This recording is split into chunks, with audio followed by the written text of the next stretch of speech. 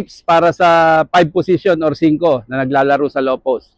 So basic movement na pakikinabangan natin. Simpleng galaw, i-score tayo dito. Okay? Let's go, gawin natin. So once na pumoste tayo dito, okay, ang starting ng paggalaw natin, papunta ron. Okay? Pasusunod din natin siya doon. So unlike nung usual na ginagawa, okay, atras dire-diretso lang, papunta sa basket. So bakit ganun ang ginagawa natin? Ang gusto natin gawin. Okay, para sumunod siya doon, dribble ka doon. Pag sumunod siya doon, okay, i-spin tayo, papunta rito.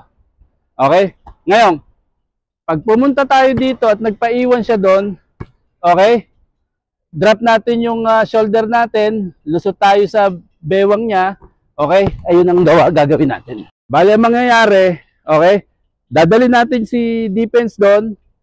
Pag hindi sumunod, drop ng shoulder, atake tayo dito. Okay, pag sumunod siya, okay, spin tayo. Pabalik dito, papunta sa basket. Tara natin ng full speed, dribble tayo papunta ron. Okay, hindi sumunod, drop. Atake. Okay? So, kasunod, dribble, sumunod, spin.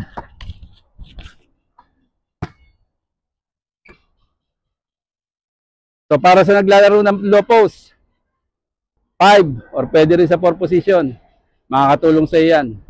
Tamang timing, practice, ulit-ulitin sa mga laro-laro, then i-transform natin sa game. So kung sa tingin natin, makakatulong pa sa iba, please like and share and pa-subscribe na rin mga ka-hoops. Maraming salamat.